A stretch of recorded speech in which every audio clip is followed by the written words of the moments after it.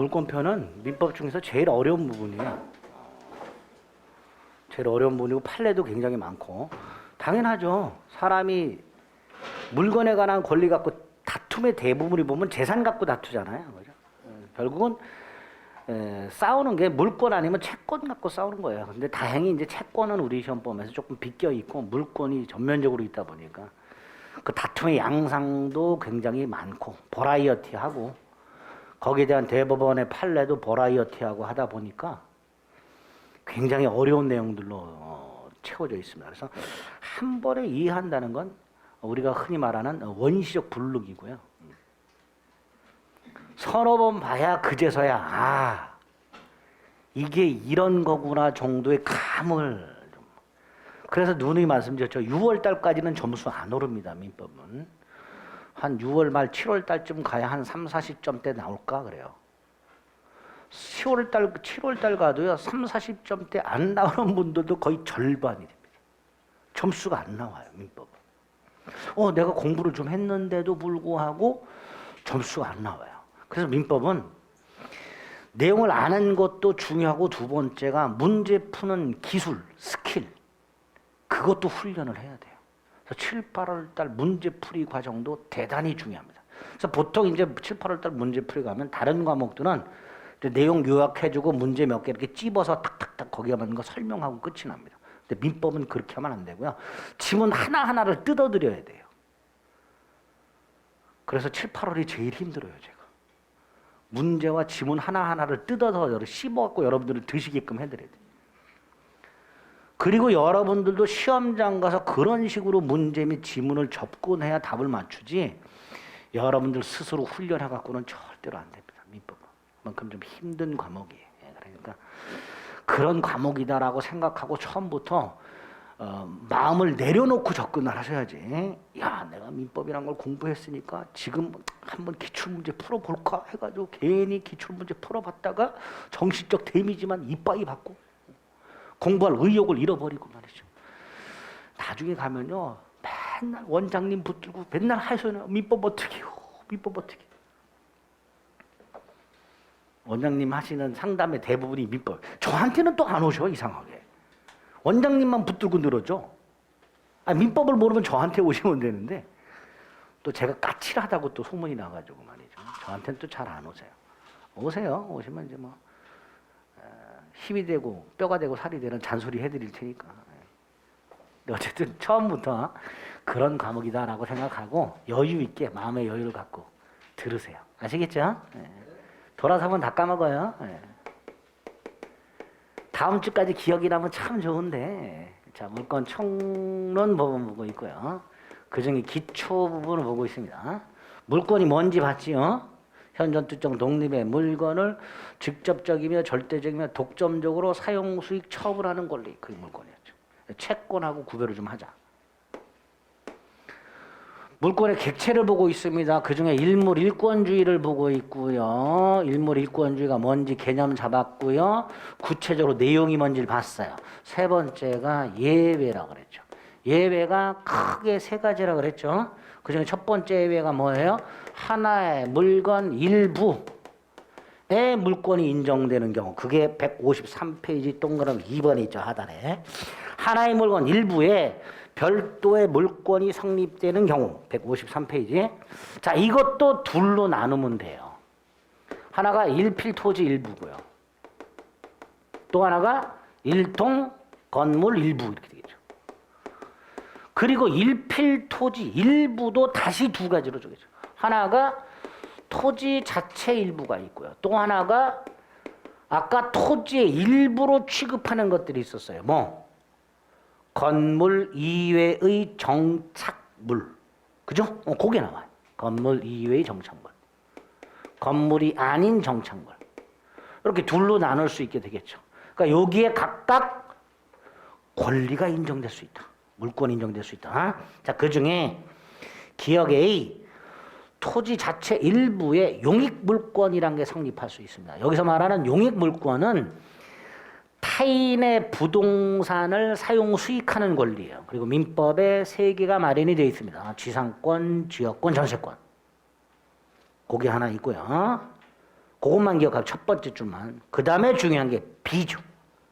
토지의 일부인, 원칙적으로 토지의 일부인 건물이 아닌 정착물에 별도의 물권이 인정되는 경우가 있더라.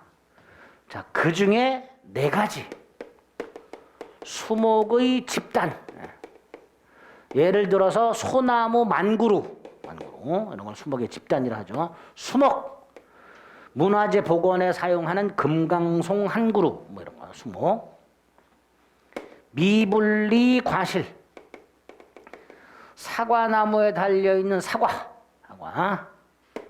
농작물, 무, 배추 같은 것들. 이런 거. 4가지. 요 4가지는 토지에 정착돼 있죠. 쉽게 말하면 토지에 뿌리를 내리고 있단 말이에요. 따라서 원칙적으로 토지의 일부인데요. 다만 우리 민법이나 대법원이나 특별법이 요놈들에 대해서 토지에 대한 물권, 소유권 이외에 별도의 권리를 인정하고 있는 그런 예외가 있단 말이죠. 그중에 수목의 집단은 임목에 관한 법률이라는 게 있어요. 그 임목에 관한 법률에 보면 나무 30종을 딱 해놓고 그 나무 수목의 집단에 대해서 등기를 할 수 있도록 해놨습니다. 토지 등기나 건물 등기처럼 등기를 할 수 있도록 해놨어요. 이렇게 임목에 관한 법률에 의해서 보존 등기는 소유권 보존 등기를 말합니다. 이 물건에 대해서 누가 소유자인지 최초로 등기하는 게 소유권 보존 등기예요. 이렇게 임목에 관한 법률에 의해서 보존 등기된 수목의 집단을 임목에 관한 법률 2조에서 입목이라고 규정을 해요. 입목. 입목의 뜻이 보존 등기된 수목의 집단, 이게 입목이에요. 그리고 요놈에 대해서 소유권과 저당권이 가능하도록 해놨습니다. 소유권은 당연하고 저당권은 뭐냐? 내가 임목에 대해서 소유권을 갖고 있을 때 그 임목을 딱 말고요. 임목 자체를 은행에다 담보로 제공하고 돈을 빌릴 수 있는 거예요. 그리고 은행은 그 임목에다가 저당권을 갖고 있다가 나중에 돈을 갚지 않으면 그 임목을 경매해서 대출금을 회수하게 됩니다. 그래서 소유권과 저당권이 가능하다. 자, 2번째, 요 세 놈. 명인 방법이라고요. 대법원이 요런 놈들에 대해서 소유자가 누군지를 대외적으로 알리는 이름표, 표찰, 울타리 플러스 편말 요런 걸 통해서 이게 누구 소유다 라고 밝히는 것, 그걸 명인방법이라고 부르면서 요 명인방법을 통해서 별도로 소유권의 객체가 될 수 있도록 판결하고 있습니다. 수목의 집단 미분리 과실. 3번째, 농작물.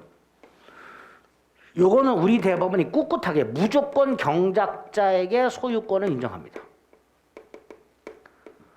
내 땅에서 경작을 했다. 남의 땅에서 경작을 했다. 남의 땅에서 경작을 할 때 정당하게 경작했다. 무단으로 경작했다. 이런 걸 따지질 않아요. 이런 걸 따지지 않고 토지 소유권과는 별도로 농작물에 대하여 그 농작물을 경작한 사람한테 소유권을 인정하고 있습니다. 여기서 추가해서 기억할까? 이 경작자가 이 농작물을 미수확 상태에서 팔아먹을 수 있냐? 팔아먹을 수 있다. 우리 흔히 밭대기라는 거 들어보셨어요? 고냉지 배추 같은 거 밭대기로 팔아넘기잖아요. 이렇게. 그럼 이걸 양수한 사람, 이 사람도 소유권을 취득할 수 있냐? 그렇다. 자, 여기서 경작을 갖춰야 됩니다. 그래야 소유권을 취득하게 됩니다.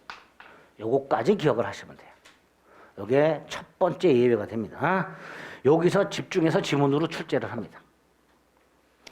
반면에 한 장을 넘기면 일동 건물 일부가 나와 있어요. 간단해요. 일단 민법상 전세권이라는 게 가능하고요. 용익물권 중에서.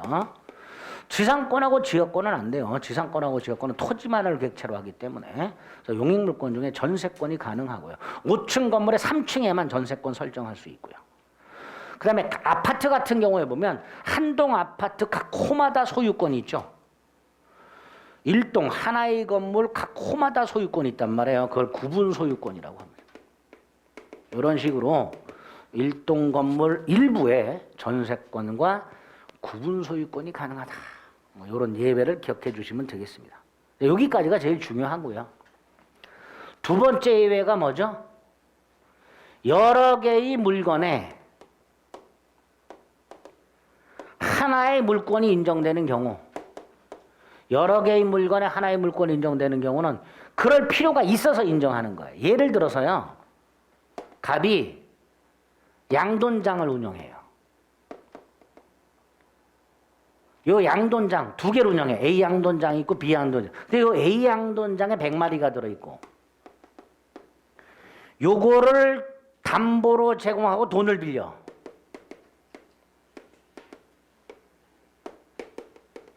돈을 빌리는 경우.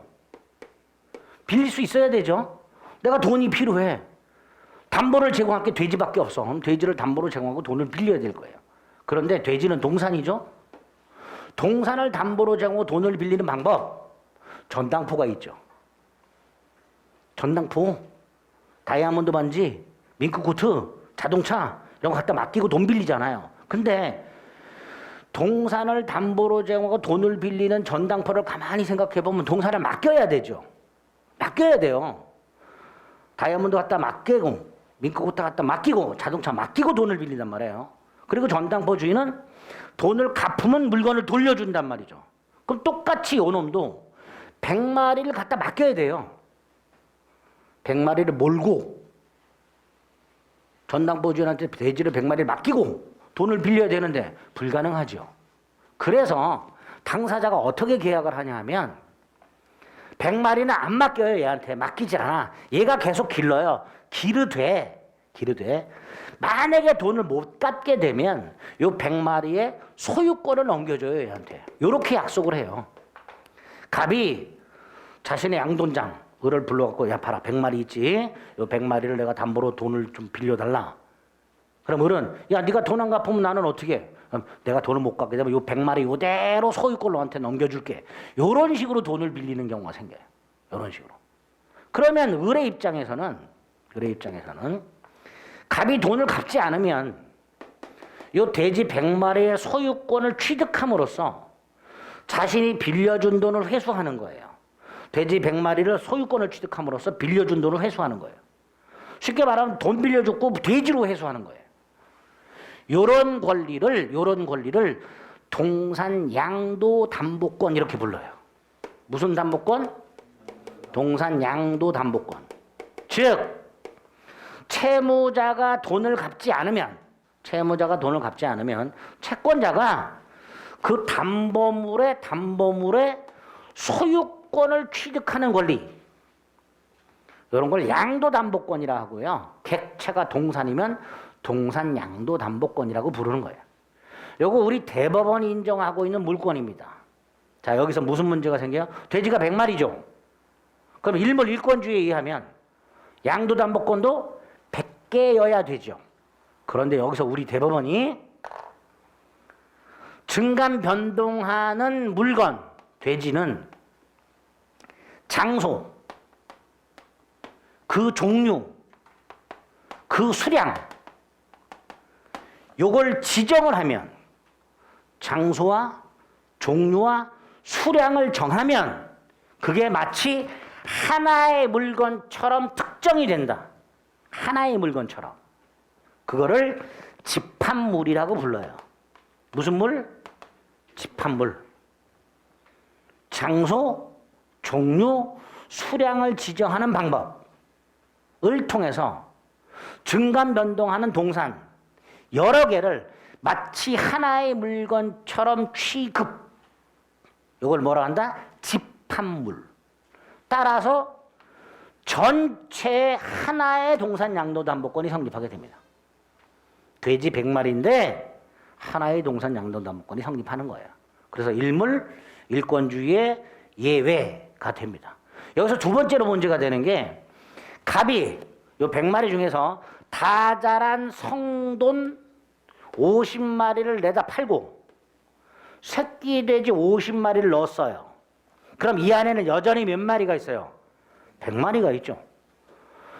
이때 지금 있는 돼지 100마리는 애초에 100마리가 아니죠. 50마리가 바뀌었잖아요. 바뀌었다 하더라도 이 물권은 현재 100마리에 그대로 효력이 미쳐요. 다시 말해서 물권의 객체는 특정돼야 되는데 이 특정을 돼지 100마리 등판에다가 1번부터 100번을 써가지고 특정하는 게 아니라 이 안에 100마리 수량을 정하는 방법으로 특정을 하는 거예요. 그러니까 그 안에 100마리라는 수량만 있으면 설령 99마리를 내다 팔고 한 마리 새로운 99마리를 넣었다 하더라도 여전히 그 안에는 100마리로 특정이 되어 있는 거예요. 이걸 판례가 특정성을 상실하지 않는다라고 표현을 합니다. 읽어볼게요. 또 그냥 한번. 니은 별도의 법률이 없는 경우에도 경제적으로 독립성을 가지는 집합물에 대하여 공시 방법이 마련되어 있다면 그 공시 방법이 뭐예요? 예? 예, 장소, 종류, 수량을 지정하는 방법에서 특정되어 있다면 그에 대해서 하나의 동산 양도 담보권이 성립하게 되고 설령 그 안에 구성물이 변동이 되더라도 특정성을 상실하지 않는다라고 말을 하게 됩니다. 됐죠? 그 정도. 그 정도. 자, 세 번째가 뭐예요? 4번. 하나의 물건에 양립이 가능한 여러 개의 물건이 성립하는 경우 디귿만 보시면 돼요. 디귿. 갑이 101호 아파트가 있어요. 은행 가서 돈을 빌려요. 은행에서 저당권 설정합니다. 돈이 더 필요해서 병은행 가서 또 빌려요. 또 저당권을 설정해요. 그러면 하나의 물건에 저당권이 2개가 있을 수 있단 말이죠. 이때 이 2개의 저당권은 등기된 순서에 따라서 순위를 매겨요. 1번 저당권, 2번 저당권. 이렇게 등기 순서에 따라서 하나의 물건에 수개의 저당권이 양립할 수 있단 말이죠. 이렇게 일물리권자 예외를 3가지를 살펴봤습니다. 일물권자 예외 꼭 기억하셔야 되고요. 물권의 종류, 물권의 객체와 관련해서. 세 번째가 물권의 종류가 나왔어요. 185조가 있습니다. 물권 법정주의라고. 자, 물권은 양가로 1번. 채권의 경우에는 무수히 다양한 계약을 통해서 다양한 채권을 얼마든지 임의로 만들어낼 수 있는 반면에 물권은 국가가 개입을 해서 그 종류를 강제하고 있어요. 즉 당사자가 함부로 새로운 종류의 물권을 만들어내지 못하도록 하고 있습니다. 그게 185조 물권 법정주의입니다. 조문이 이렇게 되어 있죠. 물권은 법률 또는 관습법에 의하는 외에는 임의로 창설하지 못한다. 이렇게 해놨습니다. 여기서 관습법은 대법원 생각하시면 돼요. 대법원. 복잡하게 생각하지 마시고. 자, 이때 오른쪽 185조는 강행규정입니다. 임의로 창설하지 못한다로 끝이 났어요. 그죠? 즉 물권을 함부로 만들지 말아라. 새로운 종류를 만들지 말아라. 강행규정입니다. 위반하면 무효가 됩니다. 두 번째, 185조에서 말하는 법률은 국회 재정법만을 말합니다. 우리나라 법들은요, 국회 재정법을 기본으로 하여 대통령도 법을 만들 수 있고 각부 장관도 만들 수 있고 지방자치단체도 만들 수 있어요. 그런데 185조에서 말하는 법률은 국회 재정법만을 말합니다. 그게 동그라미 2번. 관습법은 아까 대법원이라고 그랬고요. 그 다음 4번. 물권 법정주의 구체적 내용이 뭐냐? 일단 새로운 종류를 만들어내지 못합니다. 당연하죠. 이거를 종류강제라고 합니다. 또 하나가 기존의 물권이 있을 거예요. 그죠? 소유권, 점유권 같은 거. 그 내용을 바꾸지 못합니다. 그걸 내용강제라고 말을 합니다. 예를 들어서 소유권은 물건을 사용할 수 있고 수익도 할 수 있고 처분까지 3가지를 다 할 수 있어요. 이게 소유권의 핵심 내용이에요. 소유권의 핵심 내용이 뭐냐? 내 물건을 사용하고 수익하고 처분하는 걸 말합니다. 그런데 갑이 A 토지를 을한테 팔면서 요것만 넘겨 요것만. 요거는 지가 그대로 갖고 있고. 그럼 이렇게 됩니다. 사용 소유권만을 내용으로 하는 소유권 또는 처분권만을 내용으로 하는 소유권을 만든 거죠. 원래 소유권은 세 가지 내용을 핵심으로 하는데 그중에 두 개를 떼서 을에게 넘겨줘. 처분은 지가 갖고 있고. 이런 게 내용 강제를 위반하는 거예요. 이런 게. 판례가 있어요. 동그라미 4번에 니은. 세 번째 줄. 소유권의 내용은 사용 수익 처분까지를 포함하는데 그중에 사용 수익 권능을 대외 대세적으로 완전히 포기하는 내용의 계약이라고 되어 있죠. 대외 대세적으로 완전히 포기한다는 건 이것만 팔아먹었다라는 뜻이에요. 사용 수익 권능을 대외 대세적으로 완전히 포기했다라는 말은 사용 수익 권능만 팔아먹었다라는 뜻이에요. 이런 건 허용된다 안 된다? 절대로 허용할 수 없다. 이게 내용 강제에 관련된 판례입니다. 어쨌든 물권 법정주의는 구체적으로 두 가지를 의미한다. 종류 강제와 내용 강제. 그리고 강행 규정이라고 그랬죠. 그러니까 위반하면 뭐가 되는 거예요? 무효. 특히 종류 강제를 위반한 게 있어요. 156페이지. 4번에 가면 인정되지 않는 물권이라고 해서 당사자가 새로운 종류의 물권을 만들어서 대법원 가가지고 인정해 달라고 한 것들이 있어요. 그런데 우리 대법원이 185조를 근거로 이런 권리는 인정할 수 없다라고 한 게 4개가 있습니다. 첫째가 온천권. 땅을 파다 보니까 뜨거운 물이 펄펄 나와. 그럼 그 뜨거운 물에 대해서 내가 온천권이라는 권리를 인정받을 수 있냐? 안 된다. 온천수는 지하수의 일종이고 지하수는 토지 소유권의 객체에 불과하다. 즉 지하수는 토지의 일부에 불과하기 때문에 온천수에 대해서 별도로 온천권이라는 권리를 인정해 줄 수는 없다라는 게 판례입니다. 자, 두 번째 보면 관습상 통행권이라고 되어 있죠. 밑줄이 이렇게도 불러요. 사도통행권. 마을 주민들이 장구한 세월 통행로로 사용하던 땅이 있었는데 갑이라는 자가 측량을 하더니 여기까지가 내 땅이네? 펜스를 딱 둘러버려요. 그럼 마을 주민들은 통행할 수가 없죠.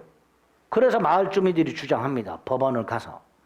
장구한 세월 통행했으니 우리에게 통행권을 인정해달라. 대법원 안 된다. 이런 권리 인정할 수 없다. 사도통행권 또는 관습상 통행권 이런 거 인정할 수 없다. 그게 두 번째. 세 번째가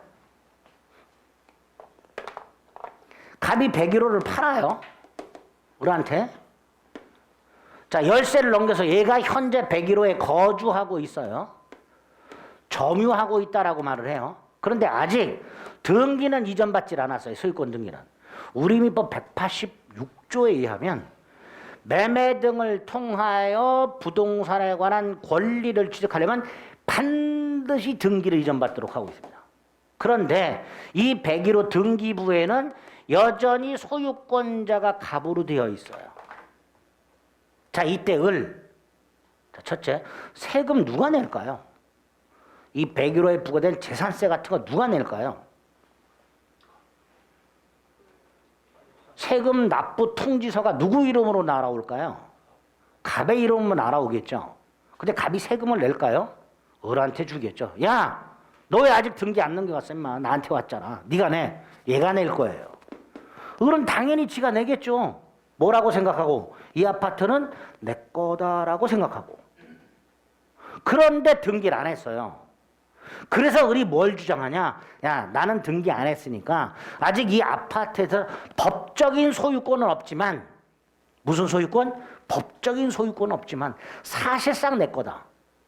사실상 소유권이라는 걸 주장해요. 요거를 대법원이 소유권에 준하는 관습상 물권이라고 얘기를 합니다. 그리고 인정을 안 해줘요. 이름은 붙이는데 인정은 안 해줘요. 왜? 186조 때문에. 등기하지 않는 한 을은 절대로 소유권 취득할 수 없다. 법적인 소유권은 물론이고 사실상 소유권도 취득할 수가 없다. 근데 요거하고 헷갈리시면 안 되는 게 세법에 가면 사실상 소유자, 사실상 납세 의무자라는 개념이 나와요. 그거하고 헷갈리시면 안 돼요. 세금은 국가 입장에서 누구한테 뜯어내도 상관없어요. 뜯어내기만 하면 되는 거예요. 그러니까 네가 사실상 소유자야. 네가 내. 세금을 얘가 낸다 해서 얘한테 권리까지 인정해 주진 않습니다. 그게 판례예요. 그게 3번이죠. 사실상 소유권 또는 소유권에 준하는 관습상 물권 이런 거 인정할 수 없다.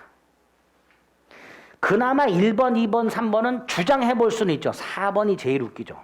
공원이 설치되어 있는 지역 주민들이 이 공원은 우리 지역 주민들만 독점적으로 사용할 수 있는 권리를 달라. 이름까지 붙여요. 근린공원 이용권이라고. 지들이 이름을 붙여 근린공원 이용권이라고. 그리고 대법원까지 가서 인정해 달라고 소리 질러. 대법원이 뭐라 그랬을까요? 가. 그게 4번입니다. 네 가지, 이 네 가지가 한꺼번에 출제된 경우도 있습니다. 인정된다, 안 된다? 안 된다. 기억해 주시기 바랍니다. 그 근거가 뭐다? 물권 법정주의다라고 생각하시면 돼요. 자, 물권의 기초 보고 있고요. 마지막으로 물권이란 놈이 공통적으로 가지고 있는 효력. 물권의 일반적 효력, 첫 번째 우선적 효력이라고 해요. 우선적 효력이라는 건 이런 거예요. 물건이 하나가 있어요. 그럼 권리도 몇 개? 원칙 하나. 그런데 두 사람이 자기 거라고 주장해. 다시 말해서 하나의 물건을 둘러싸고 여러 사람의 권리가 충돌해. 서로 자기 거래. 그럼 이때 둘 다 인정해 줄 수는 없지요. 한 사람만 인정해 줘야죠. 그래서 법이 얘한테만 소유권을 인정해 줬어. 그럼 얘는 권리가 인정이 안 되겠죠. 요거를 우선적 효력이라고 해요.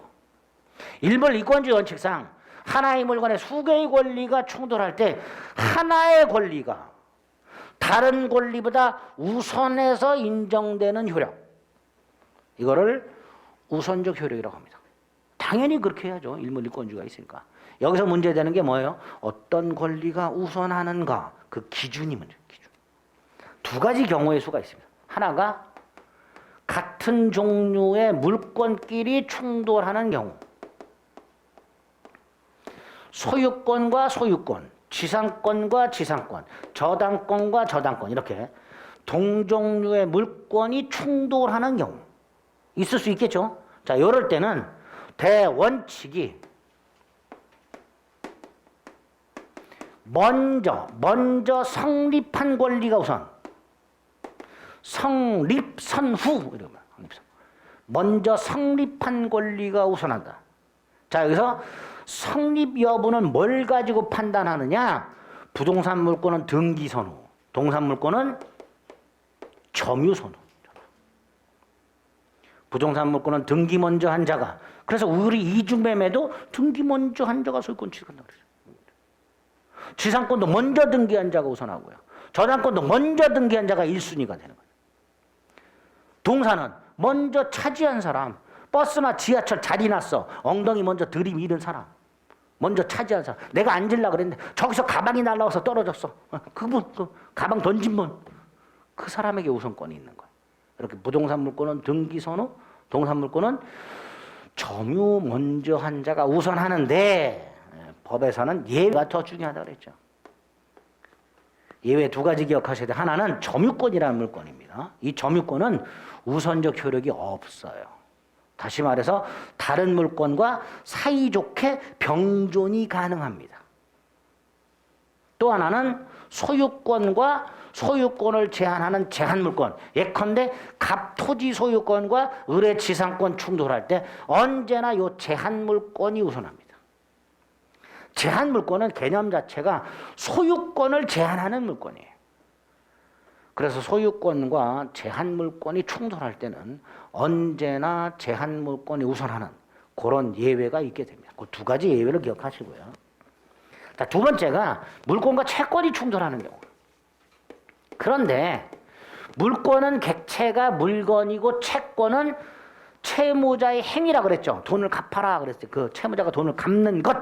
그게 채권의 목적이니까 물권과 채권은 목적이 달라요.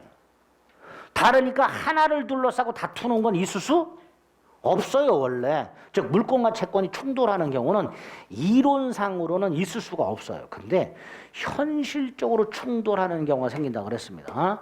갑과 을 사이에 주택을 임대차를 합니다. 우리가 흔히 말하는 전월세예요. 전월세. 자, 이때 집주인을 뭐라고 부른다 그랬죠? 임대인이라고 부른다 그랬어요. 임대인. 그럼 얘는 임차인이라고 부릅니다. 임차인. 그리고 임차인에게는 임차권이라는 권리가 생겨요. 나중에 임대차 가서 볼 겁니다. 근데 이 임차권은 채권입니다. 채권. 자, 채권이 뭐였죠? 특정인에게 뭐뭐 하라 청구하는 권리라고 그랬죠. 따라서 이 주택 임차권은 주택이란 물건을 직접 사용 수익하는 권리가 아니고요. 임대인에게 사용 수익을 청구하는 권리예요. 청구. 내가 너하고 계약을 했으니까 네 거 내가 쓰게 해달라. 채권이고 청구권입니다. 임차권은. 근데 임차권, 채권은 특징이 뭐였죠? 특정인에게만 주장할 수 있다고 그랬어요.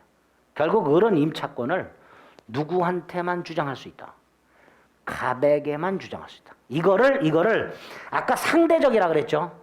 상대적이라 그랬죠. 임대차를 가면 대항력이 없다라고 해요. 뭐가 없다고요? 대항력. 대항력이란 건 상대적이란 말하고 똑같은 거예요. 특정인에게만 주장할 수 있고 제3자에게는 주장할 수 없다. 이게 대항력이 없다예요. 즉 대항력은 제3자에게도 권리를 주장하는 힘. 그게 대항력이에요. 제3자에게도 권리를 행사하는 힘. 그게 대항력인데 채권은 특정인에게만 주장할 수 있으니까 특정인이 아닌 제3자에게는 주장을 못해요. 상대적 권리이면서 뭐가 없다라고 말을 한다? 대항력이 없다라고 말을 해요. 자, 그럼 어떤 문제가 생겨요? 이 상태에서 갑이 주택을 팔아요. 그래서 병이 주택 소유권을 취득합니다. 자, 소유권은 대표적인 물권이죠. 물권은 절대적이라고 그랬죠. 절대적이 무슨 뜻? 누구에게나 주장할 수 있다. 그럼 결국 이렇게도 주장할 수 있는 거예요. 즉 병이 을한테 이 집 내 집이다 나가라 주장할 수 있게 됩니다. 하지만 을은 이거를 병에게 주장할 수 있다 없다? 없지요. 대항력이 없으니까. 을은 임차권을 누구한테만 주장할 수 있다? 갑에게만. 그래서 하나의 물건을 둘러싸고 채권과 물권이 충돌하는 상황이 생길 수 있는데 이렇게 충돌할 때 물권은 누구에게나 주장이 가능하지만 채권은 제3자에게는 주장을 못하니까 당연히 뭐가 우선하게 된다? 물권이 우선하게 되는 거죠. 그래서 물권하고 채권이 충돌하게 되면 원칙이 뭐가 우선하게 된다? 물권이 우선하게 돼요. 요거를 요렇게 말을 합니다. 매매는 임대차를 깨뜨린다. 이렇게 말해요. 그렇게 예전에 출제가 된 적이 있어요. 매매는 임대차를 깨뜨린다. 라고 말을 해요. 무슨 뜻? 물권이 채권에 우선한다. 라는 뜻입니다. 그런데 예외 인정해야 되죠. 이렇게만 되면 집주인 바뀌어서 나가라면 무조건 나가야 되는 이런 문제가 생겨요. 그죠? 자, 예외를 인정한다는 게 뭐예요? 을에게 뭘 부여하자? 대항력. 그래서 주택임대차보호법을 나중에 할 건데 주택임대차보호법을 보면 임차인이 주택을 인도받고 열쇠를 받고 그 주소지로 주민등록을 옮기면 다음 날부터 뭐가 생기도록 하고 있다? 대항력. 따라서 채권이 대항력을 갖춘 상태에서 병이 소유권을 취득했을 때 얘가 대항력이 있으니까 즉 병에게 주장할 수 있는 힘이 생기니까 임차권이 우선할 수 있겠죠. 이런 예외가 있을 수 있죠. 대표적인 예외죠. 동그라미 2번의 기억.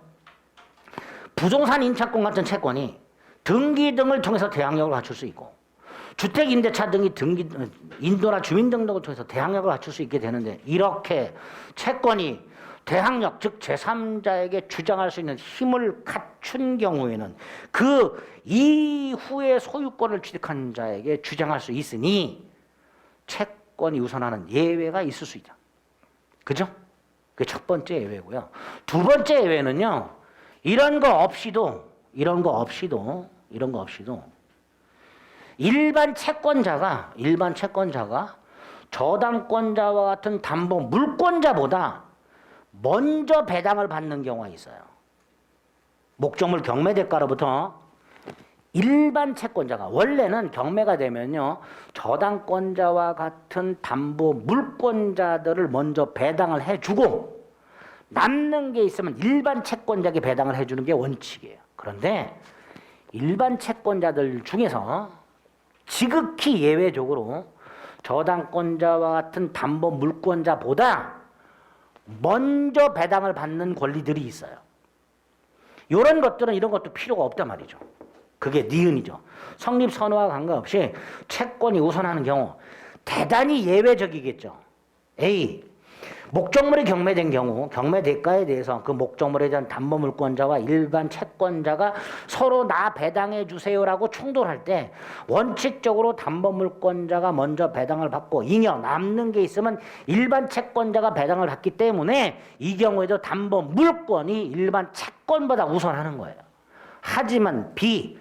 다음의 채권들은 어떤 담보 물권자보다 먼저 배당받는 경우가 있다라고 해서 다음 페이지에 보면 4개가 나옵니다. 그 중에 가나 2개가 우리 시험범에 있습니다.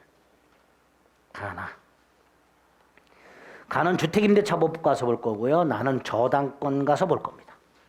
자, 이렇게 우선적 효력과 관련해서 권리 선후를 어떻게 판단할 것인가 2가지 경우의 수로 나누고 각각 원칙과 예외로 구별해서 기억을 해 두셔야 됩니다. 마지막 물권의 일반적 효력 중에서 아주 중요한 물권적 청구권이 나왔습니다. 물권적 청구권.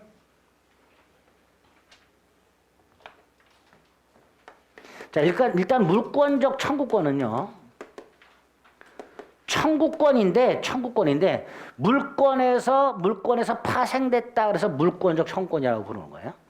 물권이라는 권리로부터 파생이 됐다 해서 물권적 청구권이라고 부릅니다. 자, 그럼 이 물권적 청구권이 뭐냐? 쉽게 생각하세요. 여러분이 책을 돈 줘서 갖고 계세요. 소유하고 계세요. 근데 화장실 갔더니 누가 가져가 버렸어요.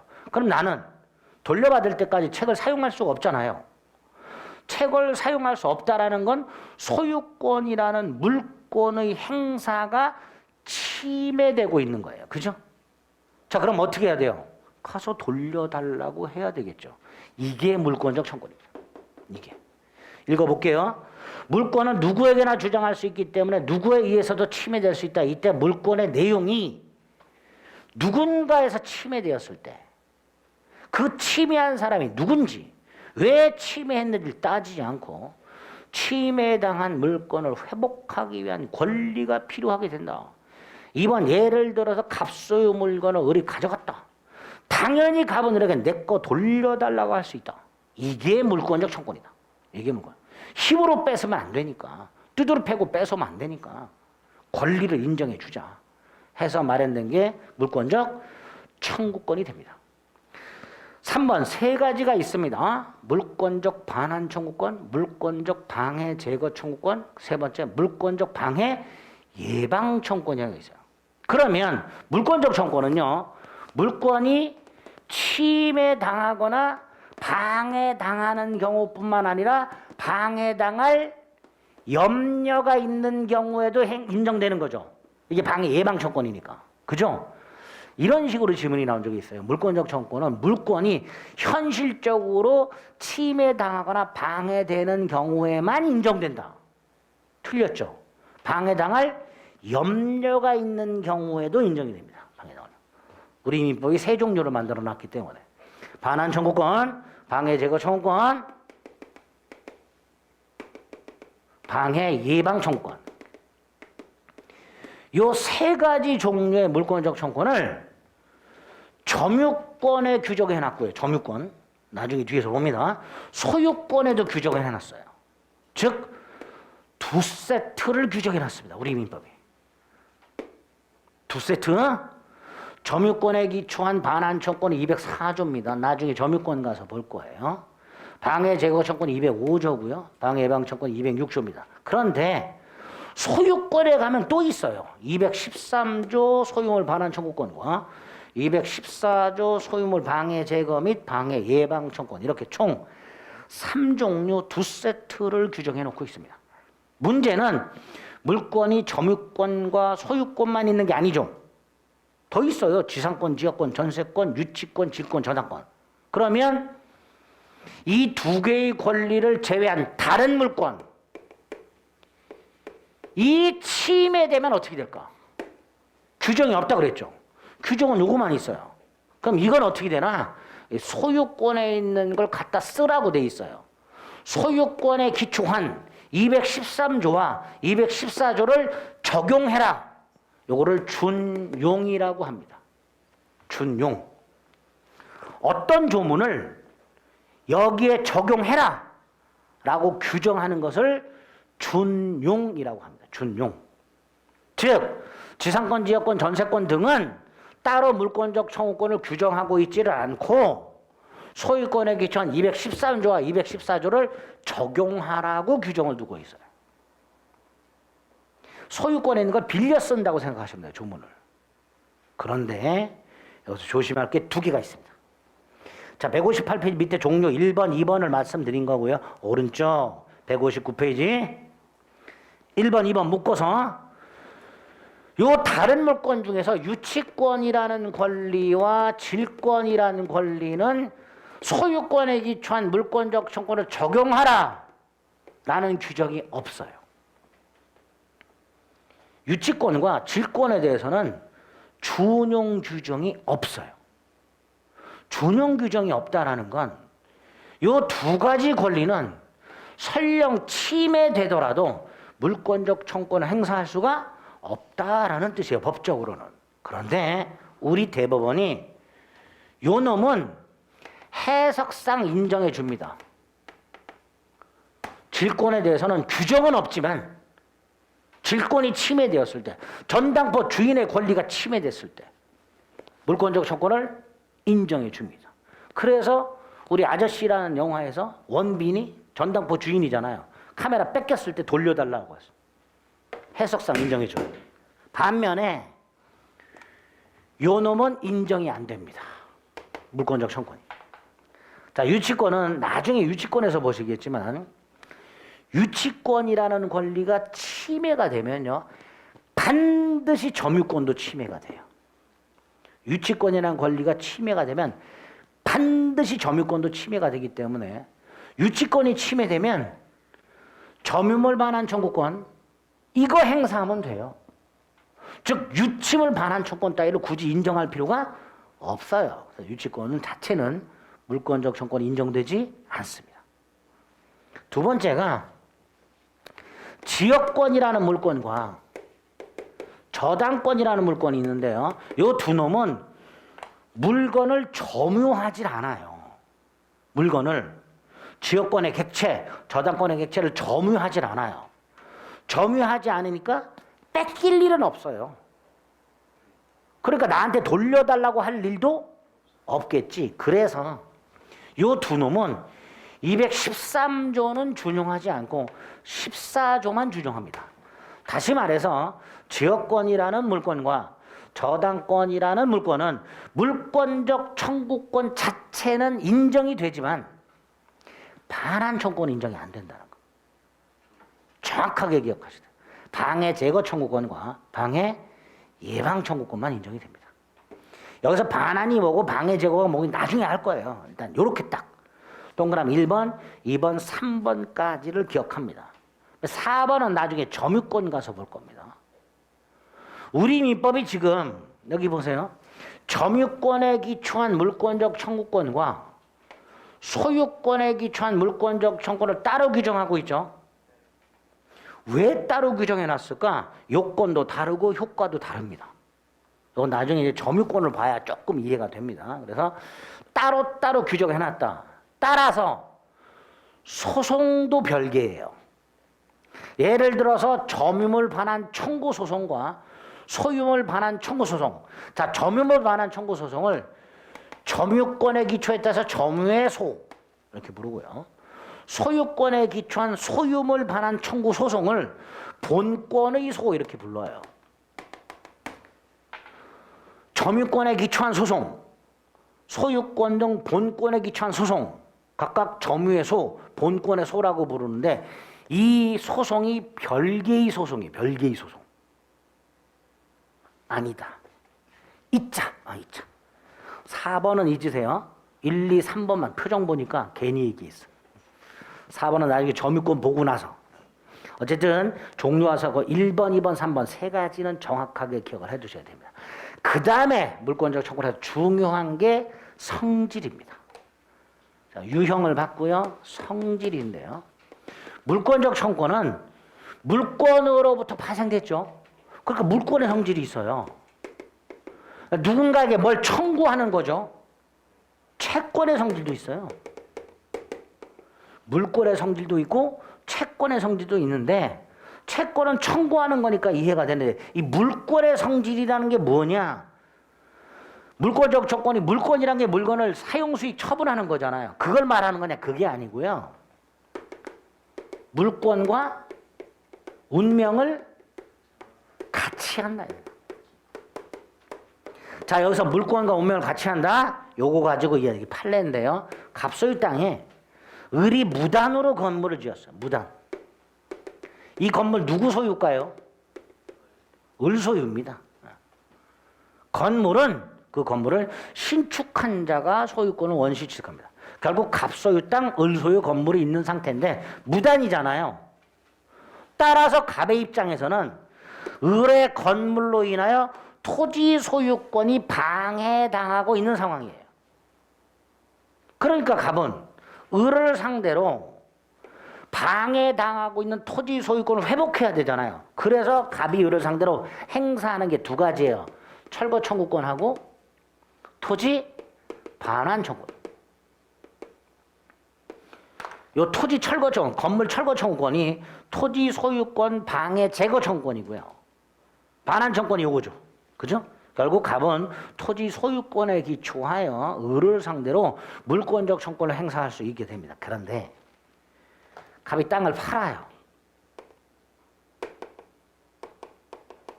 그럼 소유권이 얘한테 넘어가죠? 그럼 이것도 넘어갑니다. 따라서 갑은 더 이상 을을 상대로 물권적 청구권을 행사할 수 있다 없다? 없지요. 소유권을 상실한 전 소유자는 더 이상 물권적 청구권 행사할 수가 없다라는 판례가 나오게 됩니다. 159페이지 4번의 성질 양가로 1번 물권과 분리할 수 없다. 양가로 2번의 동그라미 1번 물권이나 물권적 청구권만 따로 팔아먹을 수 없다. 관련 판례 소유권을 팔아먹으면서 소유권에 의하여 발생되는 물상 청구권이라고 되어 있죠. 옛날의 판례가 물권적 청구권을 물상 청구권이라고 불렀어요. 일본 놈들이 만든 용어입니다. 최근에 이제 다 물권적 청구권이라고 하는데 그 물권적 청구권을 소유권으로부터 분리하여 전 소유자 갑에게 남겨두고 보세요. 소유권은 넘겨주고 요거는 갑에게 남겨둬서 갑으로 하여금 행사하게 하는 것은 허용할 수 없다. 그죠? 판례가 그렇게 말을 하고 있습니다. 물권적 청구권을 소유권으로부터 떼내서 전 소유자 갑에게 남겨둬서 제3자에게 행사하게 하는 것은 물권적 청구권에 미쳐서 허용될 수 없기 때문에 다섯 번째 줄 소유권을 상실한 전 소유자는 더 이상 물권적 청구권을 행사할 수가 없다. 이렇게 되겠죠. 그죠? 그리고 3번 물권과 물권적 청구권 운명을 같이 하니까 물권적 청구권만 따로 소멸시효에 걸리지 않습니다. 아까 소멸시효라는 거 했었죠. 권리자가 권리를 일정 기간 행사하지 않으면 소멸한다 그랬잖아요. 그런데 물권적 청구권은 물권과 운명을 같이 하기 때문에 이것만 따로 소멸시효에 걸리지 않습니다. 특히 소유권이라는 권리는 소멸시효가 적용이 안 돼요. 그럼 소유권에 기초한 물권적 청구권도 소멸시효에 걸리지 얻는 법. 그 두 가지 특징을 기억해 주셔야 됩니다. 자, 다음 페이지 5번째 행사 요건이 있습니다. 행사 요건이 이런 거예요. 갑소유 땅과 을소유 땅이 있는데요. 갑소유 땅에 있던 나무가 간밤에 쓰러졌는데 하필이면 여기 쓰러졌어요. 그럼 을의 입장에서는 갑소유 나무로 인하여 토지 소유권이 방해를 당하고 있잖아요. 그래서 제거를 청구할 거예요. 가져가라. 그런데 갑이 이렇게 말합니다. 내가 쓰러뜨린 게 아니다. 태풍이가 쓰러뜨렸다. 내 잘못 아니다. 우리 민법은요, 법은 그렇습니다. 어떤 사람이 무슨 책임을 지려면 그 책임을 질 만한 사유가 있어야 돼요. 그걸 귀책사유라고 합니다. 갑이 책임을 지려면 갑에게 뭐가 있어야 된다? 귀책사유. 그 귀책사유가 뭐냐? 고의 또는 과실이에요. 갑이 일부러 쓰러뜨렸거나 고의, 을소유 땅으로 쓰러질 것 같은데도 갑이 방치를 했어. 과실. 이런 걸 귀책사유라고 해요. 그런 귀책사유가 있을 때만 책임을 지는 걸 대원칙으로 합니다. 그러니까 지금 요 경우에 태풍에 의해서 쓰러졌다면 갑에게 귀책사유가 있어요, 없어요? 없잖아. 그러니까 우리 갑에게 책임지라고 할 수 있느냐 이 문제가 생기는 거예요.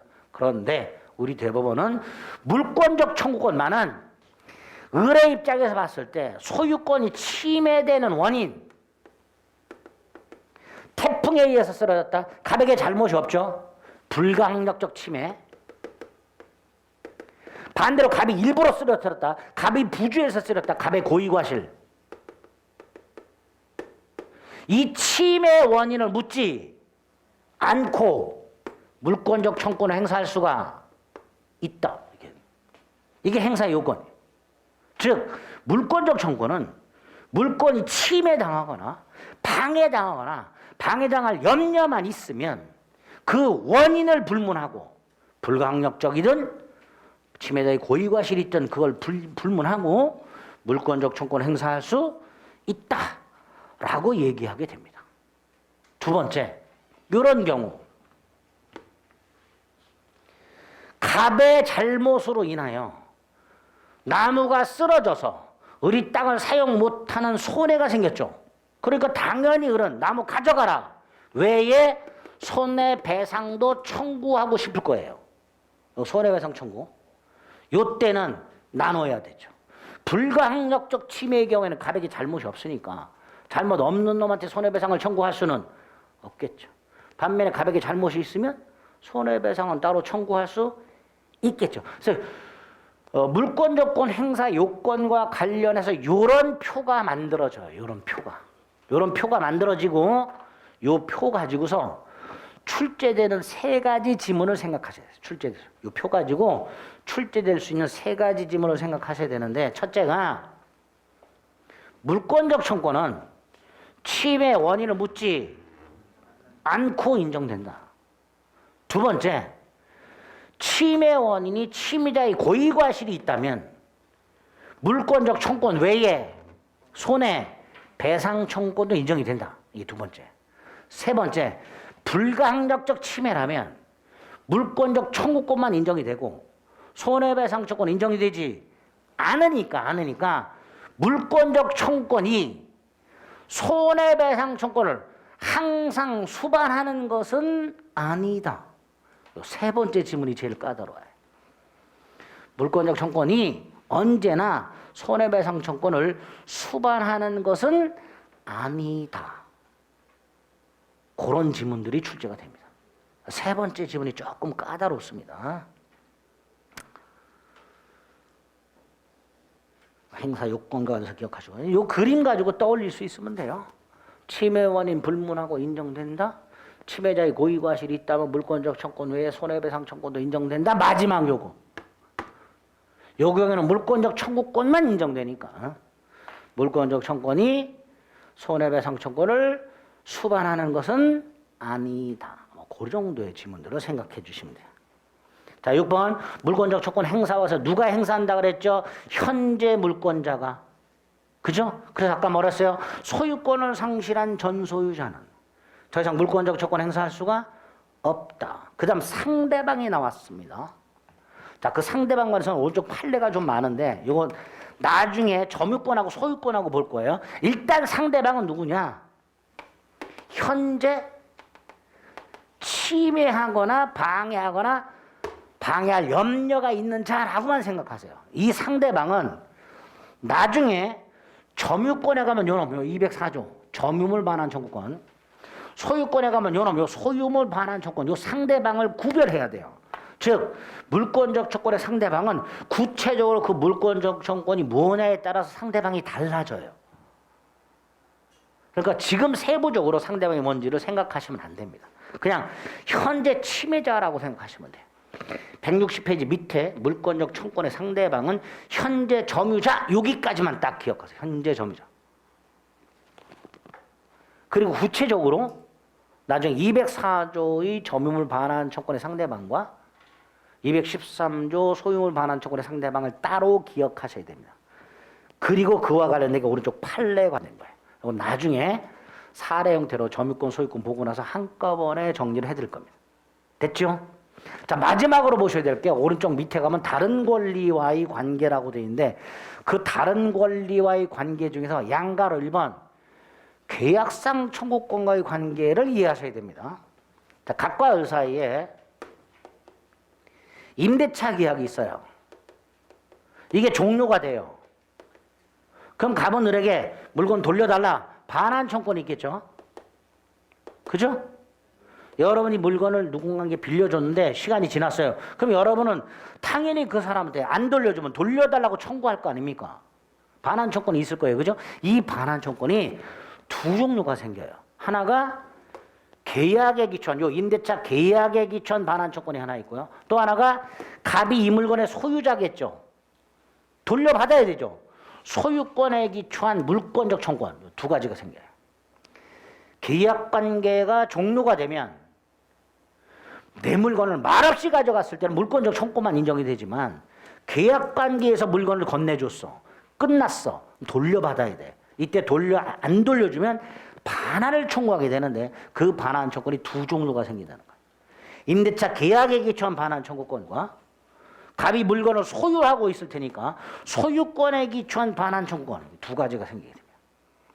이때 이 계약에 기초한 반환 청구권을 채권적 청구권이라고 하고요. 소유권에 기초한 걸 뭐라 한다? 물권적 청구권이라고 하는데 이걸 구별하는 이유가 있겠죠. 어차피 둘 다 반환 청구권이잖아요. 내용이 똑같잖아. 내용이 똑같은데 두 개를 인정해줘. 이유가 있을 거예요. 왜? 성질이 다르단 말이죠. 그럼 어떤 차이가 있냐? 이거는 10년의 소멸시에 걸려요. 이거는 10년간 행사하지 않으면 소멸해요. 두 번째, 이거는 계약 당사자 사이에서만 적용이 돼요. 채권적 청구권이어서. 반면에 이거는 소멸시에 걸리지 않으면서 누구에게나 주장할 수 있어요. 그런 차이가 있단 말이죠. 채권적 청구권이냐 물권적 청구권이냐는 똑같은 반환 청구권이라 하더라도 성질이 다르기 때문에 크게 두 가지 차이가 있더라. 이건 10년간 행사하지 않으면 소멸한다. 이거는 1000년 만년 행사하지 않더라도 소멸하지 않는다. 소멸시에 걸린다 안 걸린다 이런 차이가 있고요. 두 번째, 이거는 계약 상대방에게만 행사할 수 있어요. 채권이기 때문에. 반면에 이거는 누구에게나 행사할 수 있어요. 그런 차이가 있을 수 있다. 일단 기본적으로. 됐죠? 그래서 계약 관계가 종료하면 두 가지 청구권이 생깁니다. 자, 이걸 확대합니다. 갑소유 땅이 있어요.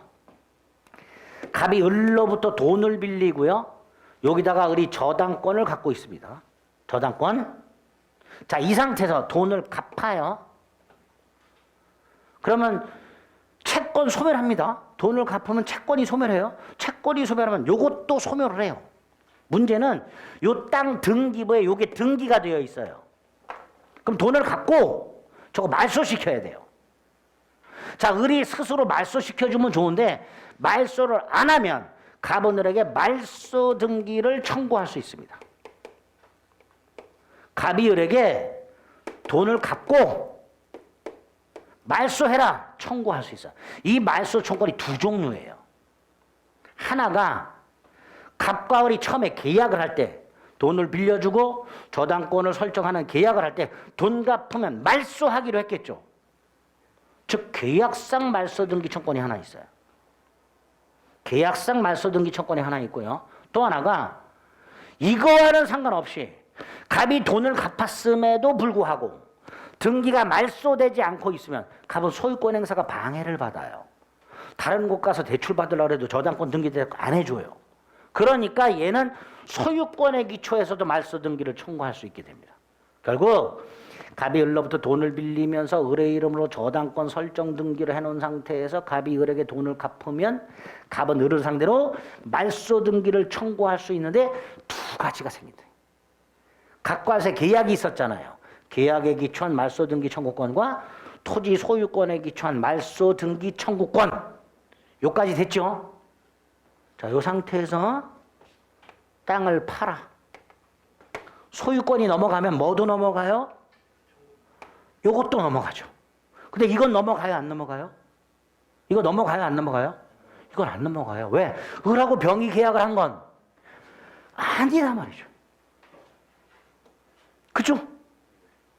그래서 요 상태에서 토지 소유자가 바뀌면 현재 소유자도 말소 등기 청구할 수 있고 전 소유자도 말소 등기 청구할 수 있는데 현 소유자의 말소 등기 청구는 소유권에 기초한 물권적 청구권, 전 소유자의 말소 등기 청구는 계약에 기초한 채권적 청구권. 이거 좀 어려워도요. 일단 한번 들어두셔야 돼요. 자주 나옵니다. 머리가 깨질 것 같죠? 다행히 안 깨져. 우리 머리는 단단해서 깨질 것 같아도 안 깨져. 타이레놀로 충분히 극복 가능해. 그러니까 기본 과정에서 아주 어려운 거지만 한번 들어두시면 나중에 뼈가 되고 살이 되기 때문에 어려워도 설명을 하나 드린 거예요. 그래서 161페이지 맨 밑에 7번의 양가로 1번과 다음 페이지에 보면 판례가 하나 있습니다. 저당권이 설정되는 소유권이 바뀌었을 때 현재 소유자는 소유권에 기초하여 말소를 청구할 수 있고 종전 소유자도 계약 당사자로서 말소를 청구할 수 있다. 그렇게 돼 있죠? 네, 이게 최근에 자주 등장하는 판례 중에 하나입니다. 일단은 계약 관계가 종료가 되면 청구권이 두 개가 생기는구나. 계약에 기초한 반환 청구권하고 소유권 등 물권에 기초한 반환 청구권 두 가지가 생길 수 있겠구나. 그거까지는 일단 염두에 두셔야 됩니다. 아시겠죠? 네, 그래서 물권 총론 중에서 기초가 되는 것들을 쭉 살펴봤고요. 그 중에 4개, 일물일권주의 및 그 예외, 물권 법정주의, 우선적 효력, 물권적 청구권. 이런 게 뭐냐? 계속 써먹습니다. 물권을 하면서 계속 써먹는 내용이기 때문에 정확하게 숙지를 기본적으로 해주셔야 되겠습니다. 아시겠죠? 오늘 좀 버거워요. 그죠? 그 정도는 한두 서너 번 들어갖고는 머리에 남지도 않습니다. 집에 가셔서 시간 날 때마다 자꾸 반복해서 들어주셔야 돼요. 아시겠죠? 네, 오늘 여기까지 하겠습니다. 수고하셨습니다.